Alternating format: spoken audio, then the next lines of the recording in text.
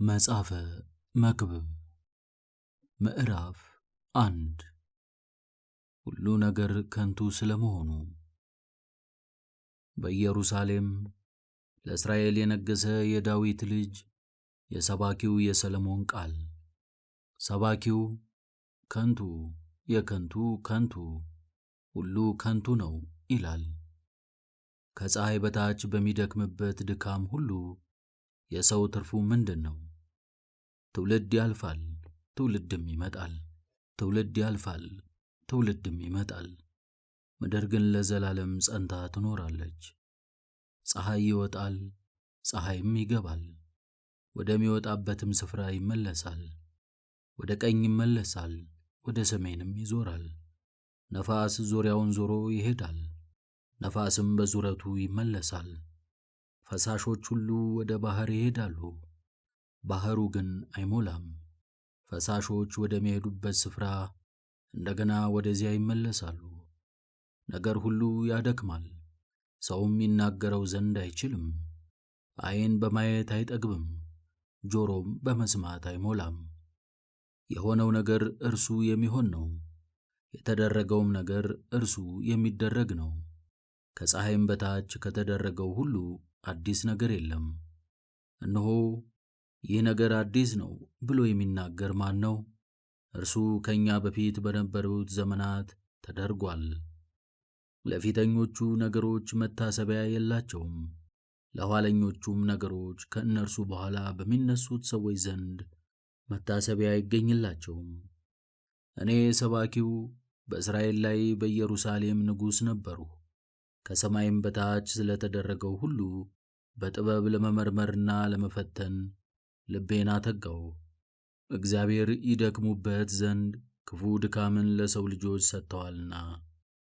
ከፀሐይ በታች የተሠራውን ሥራ ሁሉ አየሁ፣ እነሆም ሁሉ ከንቱ ነው፣ ነፋስንም እንደ መከተል ነው። ጠማማ ይቀና ዘንድ አይችልም፣ ጎዶሎም ይቈጠር ዘንድ አይችልም። እኔ በልቤ እነሆ ከኔ አስቀድመው በኢየሩሳሌም ላይ ከነበሩት ሁሉ ይልቅ ጥበብን አበዛሁ፣ ልቤንም ለጥበብና ለእውቀት ሰጠሁ በማለት ተናገሩ። ልቤም ብዙ ጥበብንና አእምሮን፣ ምሳሌንና ማስተዋልን ተመለከተች። ይህም ነፋስን መከተል እንደሆነ አስተዋልሁ። በጥበብ መብዛት ትካዜ ይበዛልና፣ እውቀትንም የሚያበዛ መከራን ያበዛልና። ምዕራፍ 2 እኔ በልቤ ና በደስታም እፈትንሃለሁ፣ እነሆ መልካምንም እይ አልሁ። ይህም እነሆ ከንቱ ነበረ። ሳቅን፣ ሽንገላ ነህ፣ ደስታንም ምን ታደርጋለህ አልሁት። የሰው ልጆች በሕይወታቸው ዘመን ሁሉ ከፀሐይ በታች የሚሠሩት መልካም ነገር ምን እንደሆነ እስካይ ድረስ ልቤ በጥበብ እየመራኝ ሰውነቴን በወይን ደስ ለማሰኘት ስንፍናንም ለመያዝ በልቤ መረመርሁ። እኔ ሥራዬን አበዛሁ፣ ቤቶችንም ለእኔ ሠራሁ፣ ወይንም ተከልሁ፣ የወይንና የአትክልት ቦታን አደረግሁ። ወይንና ልዩ ልዩ ፍሬ ያለባቸውንም ዛፎች ተከልሁባቸው። የሚያፈራ እንጨትንና የተተከሉትን ዛፎች አጠጣበት ዘንድ የውሃ ማጠራቀሚያን አደረግሁ። ወንዶችና ሴቶች አገልጋዮችን ገዛሁ፣ በቤት የተወለዱ አገልጋዮችም ነበሩኝ። ከኔ አስቀድመው በኢየሩሳሌም ከነበሩት ሁሉ ይልቅ ብዙ የበጎችና የከብቶች መንጋዎች ነበሩኝ። ብርንና ወርቅን የከበረውንም የነገሥታትንና የአውራጃዎችን መዝገብ ለራሴ ሰበሰቡ። ሴቶችንና ወንዶችን አዝማሪዎችን፣ የሰዎች ልጆችንም ተድላ አደረግሁ። የወይን ጠጅ ጠማቂዎችንና አሳላፊዎችንም አበዛሁ።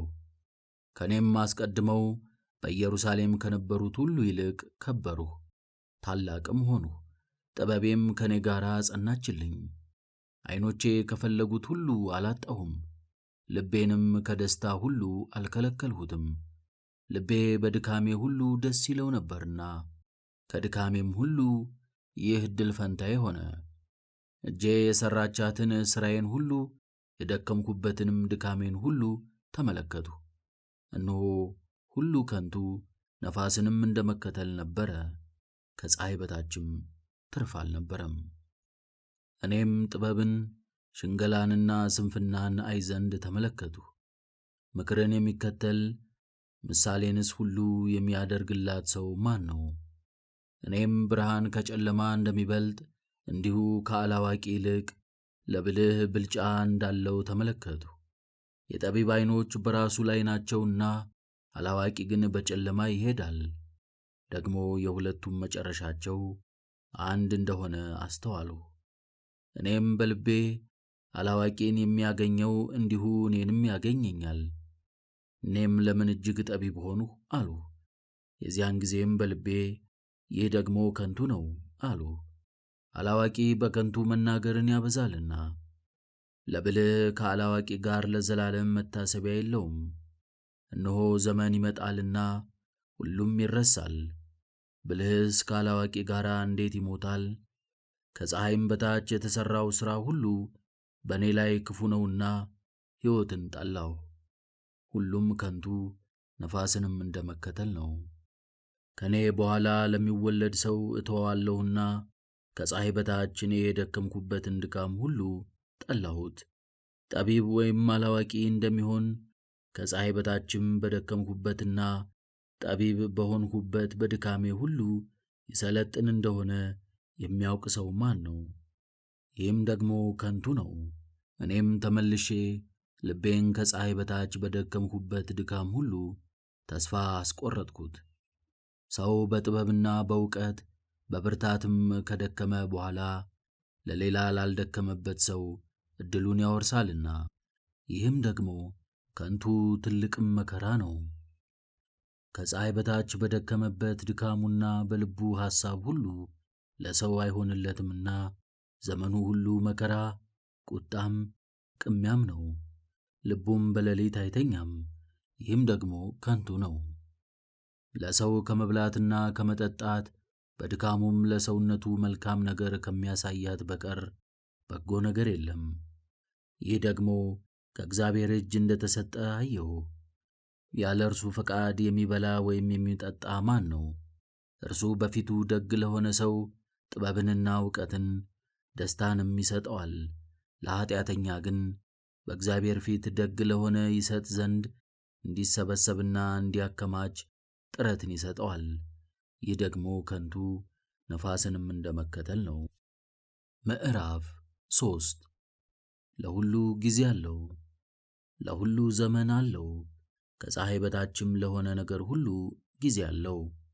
ለመጸነስ ጊዜ አለው፣ ለመውለድም ጊዜ አለው።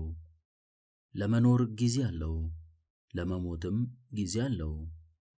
ለመትከል ጊዜ አለው፣ የተተከለውንም ለመንቀል ጊዜ አለው። ለመግደል ጊዜ አለው፣ ለመፈወስም ጊዜ አለው። ለማፍረስ ጊዜ አለው፣ ለመስራትም ጊዜ አለው። ለማልቀስ ጊዜ አለው፣ ለመሳቅም ጊዜ አለው። ዋይ ለማለት ጊዜ አለው፣ ለመዝፈንም ጊዜ አለው። ድንጋይን ለመወርወር ጊዜ አለው፣ ድንጋይንም ለመሰብሰብ ጊዜ አለው። ለመተቃቀፍ ጊዜ አለው፣ ከመተቃቀፍም ለመራቅ ጊዜ አለው። ለመፈለግ ጊዜ አለው፣ ለማጥፋትም ጊዜ አለው። ለመጠበቅ ጊዜ አለው፣ ለመጣልም ጊዜ አለው። ለመቅደድ ጊዜ አለው፣ ለመስፋትም ጊዜ አለው። ዝም ለማለት ጊዜ አለው፣ ለመናገርም ጊዜ አለው። ለመውደድ ጊዜ አለው፣ ለመጥላትም ጊዜ አለው። ለጦርነት ጊዜ አለው፣ ለሰላምም ጊዜ አለው። ለሠራተኛ የድካሙ ትርፍ ምንድን ነው? እግዚአብሔር ለሰው ልጆች ይደክሙበት ዘንድ የሰጣቸውን ድካም ሁሉ አይቻለሁ። የሠራው ሥራ ሁሉ በጊዜው መልካም ነው። እግዚአብሔርም ከጥንት ጀምሮ እስከ ፍጻሜ ድረስ የሠራውን ሥራ ሰው መርምሮ እንዳያገኝ ዘላለምነትን በልቡ ሰጠው። ሰው ደስ ከሚለውና በሕይወቱ ሳለ መልካምን ነገር ከሚያደርግ በቀር በውስጣቸው መልካም ነገር እንደሌለ አወቅሁ። ደግሞም ሰው ሁሉ ይበላና ይጠጣ ዘንድ በድካሙም ሁሉ መልካምን ያይ ዘንድ የእግዚአብሔር ስጦታ ነው። እግዚአብሔር ያደረገው ሁሉ ለዘላለም እንዲኖር አወቅሁ። በእነርሱም ላይ መጨመር ከእነርሱም ማጉደል አይቻልም። እግዚአብሔርም በፊቱ ይፈሩ ዘንድ አደረገ። በፊት የተደረገው አሁን አለ፣ ይደረግ ዘንድ ያለውም እነሆ ተደርጓል። እግዚአብሔርም ያለፈውን መልሶ ይሻዋል። ደግሞም ከፀሐይ በታች በጻድቅ ስፍራ ኃጥእ፣ በኃጥእም ስፍራ ጻድቅ እንዳለ አየሁ። እኔም በልቤ በዚያ ለነገር ሁሉና ለሥራ ሁሉ ጊዜ አለውና በጻድቁና በኃጢአተኛው ላይ እግዚአብሔር ይፈርዳል አልሁ። እኔ በልቤ ስለ ሰው ልጆች ነገር እንደ እንስሳ መሆናቸውን ያሳይ ዘንድ እግዚአብሔር ይፈርድባቸዋል አልሁ። ለሰው ልጆች ሞት አለባቸው፣ ለእንስሳትም ሞት አለባቸው። አንድ ሞት አለባቸው፣ አንዱ እንደሚሞት ሌላውም እንዲሁ ይሞታል። ለሁሉም አንድ እስትንፋስ አላቸው። ሰው ከእንስሳ ብልጫው ምንድን ነው? ሁሉም ከንቱ ነውና ምንም የለውም። ሁሉም ወደ አንድ ቦታ ይሄዳል። ሁሉም ከአፈር ተገኘ፣ ሁሉም ወደ አፈር ይመለሳል። የሰው ልጆች ነፍስ ወደ ላይ እንደምትወጣ የእንስሳም ነፍስ ወደ ታች ወደ ምድር እንደምትወርድ የሚያውቅ ማን ነው? ያም ዕድል ፋንታው ነውና ሰው በሥራው ደስ ከሚለው በቀር ሌላ መልካም ነገር እንደሌለው አየው። ከእርሱ በኋላስ የሚሆነውን ያይ ዘንድ የሚያመጣው ማን ነው? ምዕራፍ 4 እኔም ተመለስሁ፣ ከፀሐይ በታችም የሚደረገውን ግፍ ሁሉ አየው። እነሆም የተገፉት ሰዎች እንባ ነበረ፣ የሚያጽናናቸውም አልነበረም። በሚገፏቸውም እጅ ኃይል ነበረ፣ እነርሱን ግን የሚያጽናናቸው አልነበረም። እኔም እስከ ዛሬ በሕይወት ካሉት ሕያዋን ይልቅ በቀድሞ ዘመን የሞቱትን አመሰገንኋቸው። ከእነዚህም ከሁለቱ ይልቅ ገና ያልተወለደው ከፀሐይም በታች የሚደረገውን ክፉ ሥራ ሁሉ ያላየ ይሻላል። እኔ ድካምን ሁሉና የብልሃት ሥራውን ተመለከትሁ። ለሰውም በባልንጀራው ዘንድ ቅናትን እንደሚያስነሣ አየሁ። ይህም ደግሞ ከንቱ ነፋስንም እንደመከተል ነው። ሰነፍ እጆቹን ኮርትሞ ይቀመጣል፣ የገዛ ሥጋውንም ይበላል። በድካምና ነፋስን በመከተል ከሁለት እጅ ሙሉ ይልቅ አንድ እጅ ሙሉ በዕረፍት ይሻላል። እኔም ተመለስሁ፣ ከፀሐይ በታችም ከንቱ ነገርን አየሁ። አንድ ሰው ብቻውን አለ፣ ሁለተኛም የለውም፣ ልጅም ሆነ ወንድም የለውም። ለድካሙ ግን መጨረሻ የለውም፣ ዓይኖቹም ከባለጠግነት አይጠግቡም። ለማን እደክማለሁ? ሰውነቴንስ ከደስታ ለምን እነፍጋታለሁ? ይላል። ይህም ደግሞ ከንቱ ነገር ክፉም ጥረት ነው። ድካማቸው መልካም ዋጋ አለውና አንድ ብቻ ከመሆን ሁለት መሆን ይሻላል። አንዱ ቢወድቅ ሁለተኛው ያነሰዋልና፣ አንድ ብቻውን ሆኖ በወደቀ ጊዜ ግን የሚያነሳው ሁለተኛ የለውምና ወዮለት። ሁለቱም በአንድነት ቢተኙ ይሞቃቸዋል፣ አንድ ብቻውን ግን እንዴት ይሞቀዋል? አንዱም ሌላውን ቢያሸንፍ ሁለቱ በፊቱ ይቆማሉ። በሦስትም የተገመደ ገመድ ፈጥኖ አይበጠስም። ድሃና ጠቢብ ብላቴና ከእንግዲህ ወዲህ ተግሣጽን መቀበል ከማያውቅ ከሰነፍ ሽማግሌ ንጉሥ ይሻላል። በመንግሥቱ ችግረኛ ቢሆንም ከግዞት ቤት ለመንገሥ ወጥቶአልና። ከፀሐይ በታች የሚሄዱትን ሕያዋን ሁሉ በእርሱ ፋንታ ከሚነሣው ከሌላው ጎልማሳ ጋር ሆነው አየሁ። ከእርሱ በፊት የነበሩት ሕዝብ ሁሉ ቁጥር የላቸውም፣ በኋላ የሚመጡት ግን በእርሱ ደስ አይላቸውም። ይህ ደግሞ ከንቱ ነው፣ ነፋስንም እንደ መከተል ነው። ምዕራፍ 5 እግዚአብሔርን ስለ መፍራት።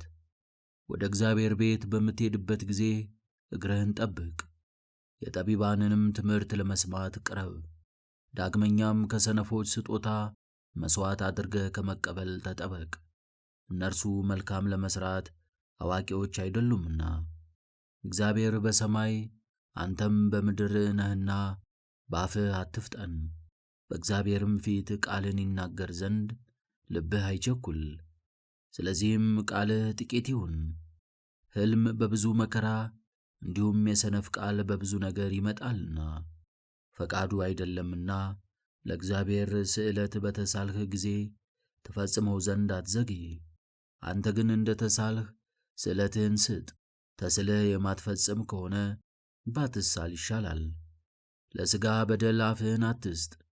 በእግዚአብሔርም ፊት ባለማወቅ ነው አትበል።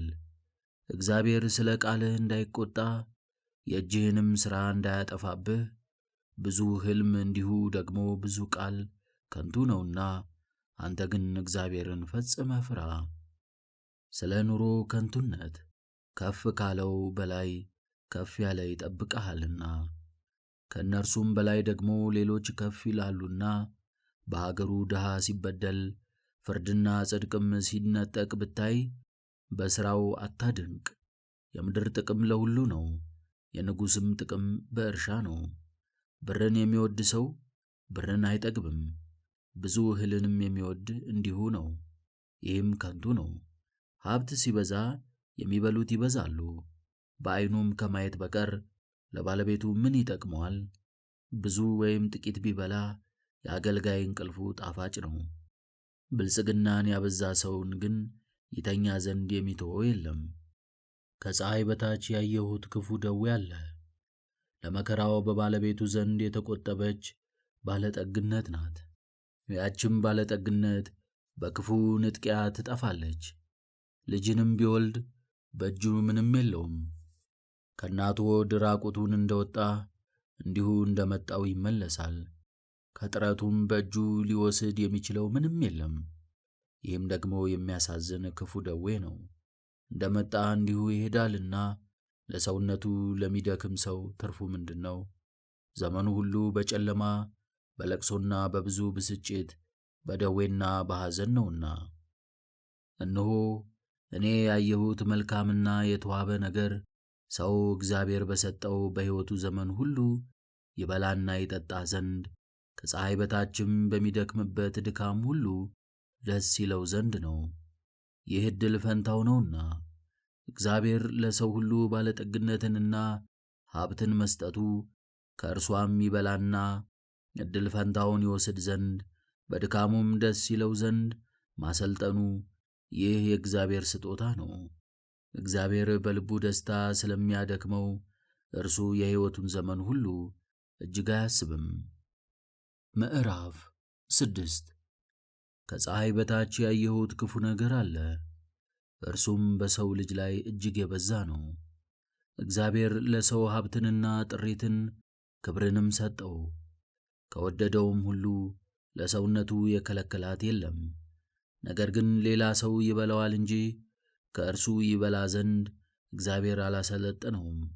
ይህም ከንቱና ክፉ ደዌ ነው።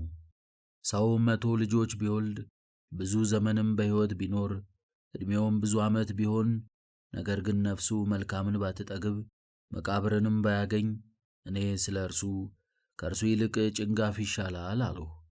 በከንቱ መጥቶአል፣ በጨለማም ይሄዳል፣ ስሙ በጨለማ ይሸፈናልና፣ ደግሞም ፀሐይን አላየም አላወቀምም። ስለዚህ ከዚህ ይልቅ ለዚህ ዕረፍት አለው።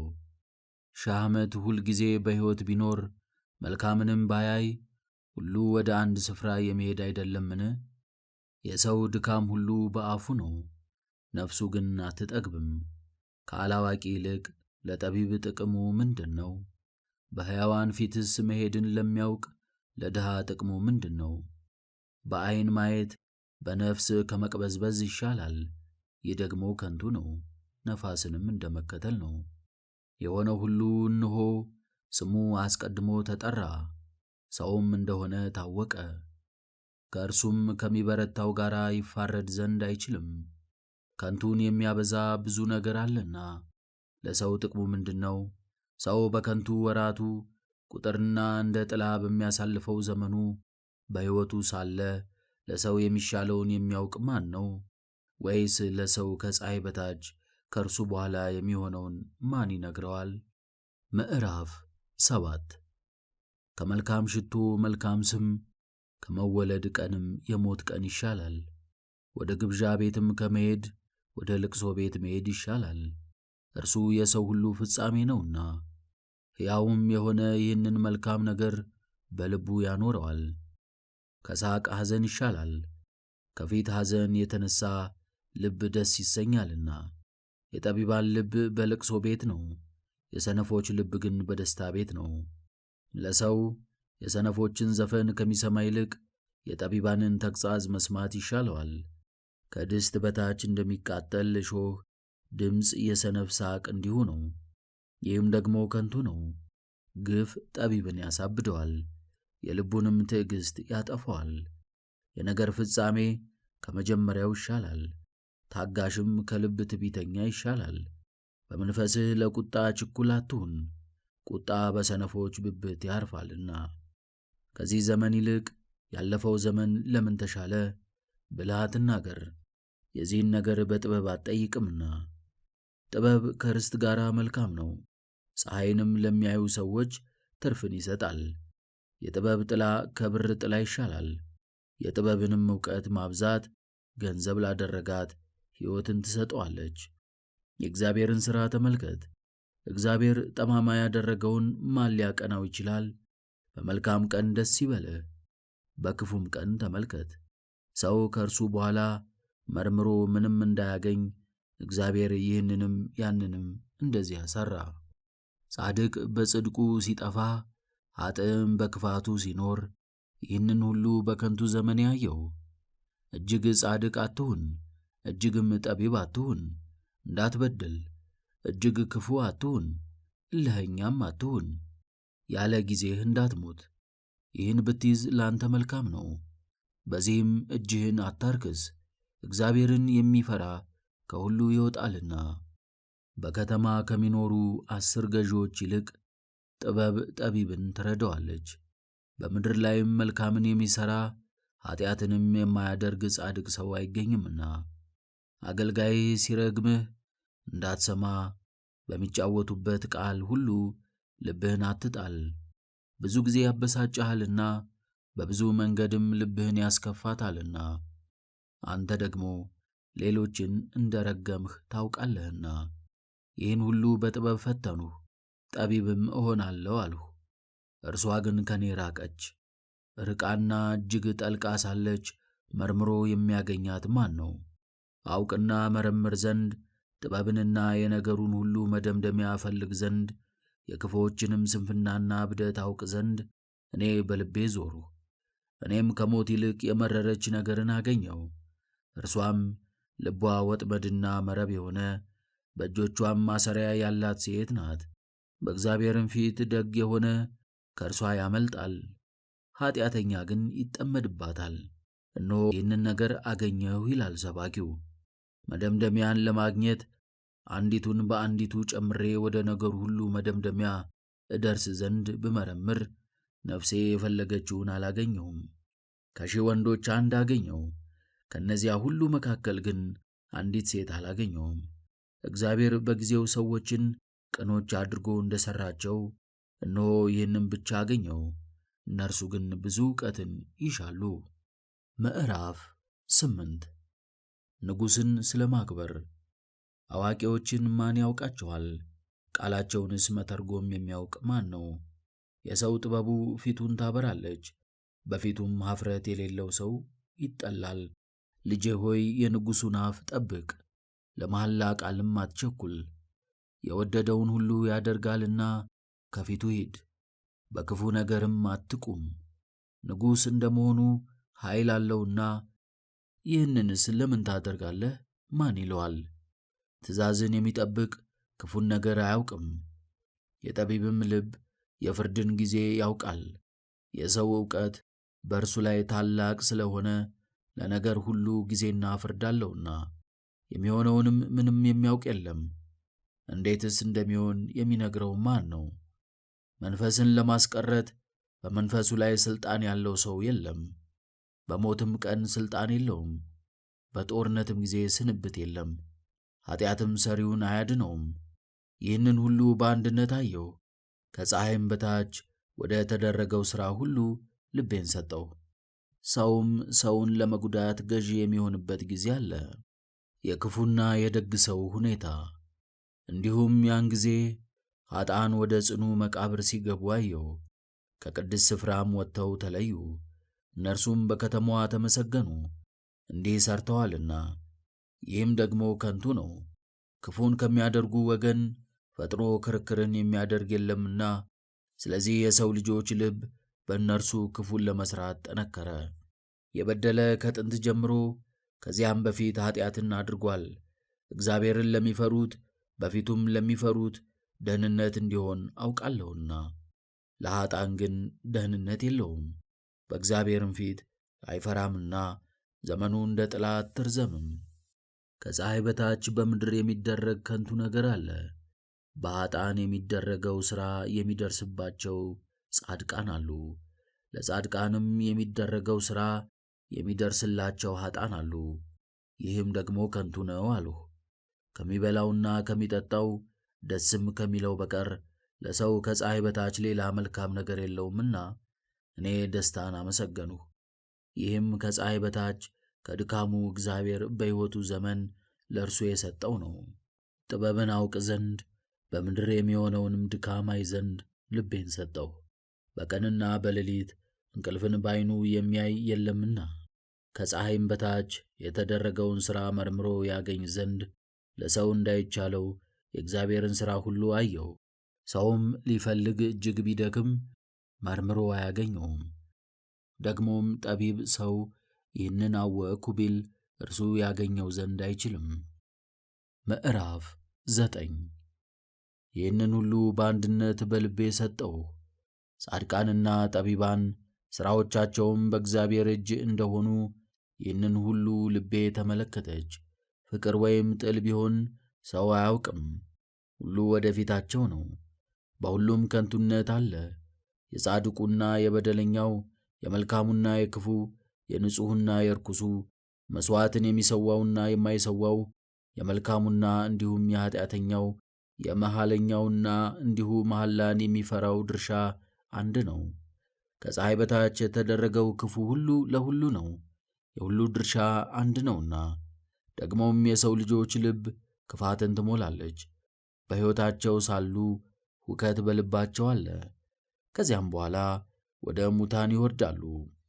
ከሕያዋን ጋር አንድነት ያለው ማንም ሰው ተስፋ አለውና ከሞተ አንበሳ ያልሞተ ውሻ ይሻላል። ሕያዋን እንዲሞቱ ያውቃሉና ሙታን ግን አንዳች አያውቁም። መታሰቢያቸውም ተረስቶአልና ከዚህ በኋላ ዋጋ የላቸውም። ፍቅራቸውና ጥላቸው፣ ቅንዓታቸው በአንድነት እነሆ ጠፍቶአል። ከፀሐይ በታችም በሚሠራው ነገር ሁሉ ለዘላለም ዕድል ፈንታ ከእንግዲህ ወዲህ የላቸውም። እግዚአብሔር ሥራህን ተቀብሎታልና ና እንጀራህን በደስታ ብላ፣ በበጎ ልቦናም የወይን ጠጅህን ጠጣ። ሁልጊዜ ልብስህ ነጭ ይሁን፣ ቅባትም ከራስህ ላይ አይታጣ። በሕይወትህ አንተም ከፀሐይ በታች በምትደክምበት ድካም ይህ ዕድል ፈንታህ ነውና ከንቱ በሆነ በሕይወትህ ዘመን ሁሉ ከፀሐይ በታች በሰጠህ በከንቱ ዘመንህ ሁሉ ከምትወዳት ሚስትህ ጋር ደስ ይበልህ። አንተ በምትሄድበት በሲኦል ሥራና ሐሳብ ዕውቀትና ጥበብ አይገኙምና እጅህ ለማድረግ የምትችለውን ሁሉ እንደ ኃይል አድርግ። እኔም ተመለሱ። ከፀሐይ በታችም ሩጫ ለፈጣኖች፣ ጦርነትም ለኃያላን፣ እንጀራም ለጠቢባን፣ ባለጠግነትም ለአስተዋዮች፣ ሞገስም ለአዋቂዎች እንዳልሆነ አየሁ። ጊዜና ዕድል ግን ሁሉን ያገናኛቸዋል። ሰውም ጊዜውን አያውቀውም። በክፉ መረብ እንደ ተጠመዱ ዓሣዎች፣ በወጥመድ እንደ ተያዙ ወፎች እንዲሁ የሰው ልጆች በክፉ ጊዜ በድንገት ሲወድቅባቸው ይጠመዳሉ። ከፀሐይ በታችም ጥበብን አየሁ። እርሷም በእኔ ዘንድ ታላቅ ናት። ታናሽ ከተማ ነበረች፣ ጥቂቶች ሰዎችም ነበሩባት። ታላቅ ንጉሥም መጣባት፣ ከበባትም፣ ታላቅ ግንብንም ሠራባት። ጠቢብ ድሃ ሰውም በውስጧ ተገኘባት። ያችንም ከተማ በጥበቡ አዳናት። ያ ድሃ ሰው ግን ማንም አላሰበውም። እኔም ከኃይል ይልቅ ጥበብ ትበልጣለች፣ የድሃው ጥበብ ግን ተናቀች፣ ቃሉም አልተሰማችም አልሁ። በስንፍናና ከሚፈርዱ ፈራጆች ጩኸት ይልቅ የጠቢባን ቃል በጸጥታ ትሰማለች። ከጦር መሣሪያዎች ይልቅ ጥበብ ትሻላለች። አንድ ኀጢአተኛ ግን ብዙ መልካምን ያጠፋል። ምዕራፍ 10 የሞቱ ዝንቦች የተቀመመውን የዘይት ሽቱ ያገሙታል። በስንፍናም ካለ ታላቅ ክብር ይልቅ ትንሽ ጥበብ ትበልጣለች። የጠቢብ ልብ በስተቀኙ ነው፣ የሰነፍ ልብ ግን በስተግራው ነው። ደግሞም ሰነፍ በልቡ ፈቃድና መንገድ በሚሄድ ጊዜ አእምሮ ይጎለዋል፣ የሚስበውም ሁሉ ስንፍና ነው። ትዕግሥት ታላቁን ኀጢአት ያስተሰርያልና የገዢ ቁጣ የተነሳብህ እንደሆነ ስፍራህን አትልቀቅ። ከፀሐይ በታች ያየሁት ክፉ ነገር አለ፣ እርሱም ከገዢ ባለማወቅ የሚወጣ ስህተት ነው። ሰነፍ በታላቅ ማዕረግ ላይ ተሾመ፣ ባለጠጎች ግን በተዋረደ ስፍራ ተቀመጡ። አገልጋዮች በፈረስ ላይ ሲቀመጡ፣ መኳንንትም እንደ አገልጋዮቹ በምድር ላይ በእግራቸው ሲሄዱ አየሁ። ለባልንጀራው ጉድጓድን የሚምስ ይወድቅበታል፣ ቅጥርንም የሚያፈርስ እባብ ትነድፈዋለች። ድንጋይን የሚፈነቅል ይታመምበታል፣ እንጨትንም የሚፈልጥ ይጎዳበታል። ምሳሩ ከዛቢያው ቢወልቅ ሰውየው ፊቱን ወዲያና ወዲህ ይላል፣ ብዙ ኃይልም ያስፈልገዋል። ጥበብ ግን ለብርቱ ሰው ትርፉ ነው። እባብ ቢነድፍ ባለመድኃኒትም ባያድን ባለመድኃኒቱ አይጠቅምም። የጠቢብ ሰው የአፉ ቃል ሞገስ ናት፣ የሰነፍ ከንፈሮች ግን ራሱን ይውጡታል። የአፉ ቃል መጀመሪያ ስንፍና ነው፣ የንግግሩም ፍጻሜ ክፉ ነው። ሰነፍ ነገርን ያበዛል፣ ሰውም የሆነውንና ወደፊት የሚሆነውን አያውቅም። ከእርሱ በኋላ የሚሆነውንስ ማን ይነግረዋል? የሰነፍ ድካሙ ያሰቃየዋል፣ ወደ ከተማ መሄድን አያውቅምና። ንጉሥሽ ሕፃን የሆነ መኳንንቶችሽም ማልደው የሚበሉ አንቺ አገር ሆይ ወዮልሽ።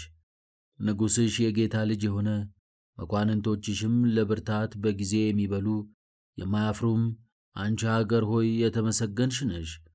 በሰዎች ስንፍናና ቦዘኔነት የቤቱ ጣራ ይዘብጣል፣ በእጆች ስንፍናም ቤት ያፈሳል። ሰነፎች ሰዎች እንጀራ ለሳቅ ያደርጉታል፣ የወይን ጠጅም ሕያዋንን ደስ ያሰኛል። ሁሉም ለገንዘብ ይገዛል። የሰማይ ወፍ ቃልህን ያወጣዋልና ክንፍ ያለውም ነገርህን ያወራልና። በልብህ ሐሳብ እንኳን ቢሆን ንጉሡን አትሳደብ፣ በመኝታ ቤትህም ባለጠጋን አትሳደብ። ምዕራፍ 11 ጠቢብ ሊያደርገው ስለሚገባ ነገር።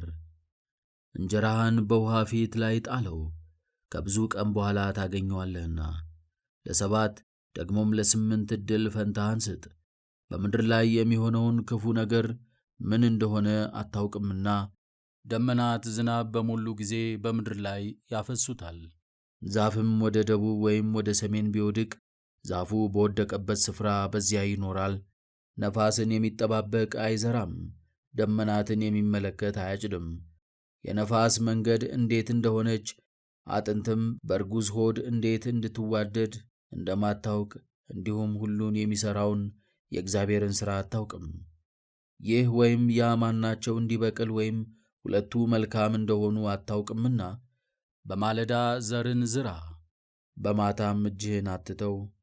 ብርሃን ጣፋጭ ነው፣ ፀሐይንም ማየት ለዓይን መልካም ነው።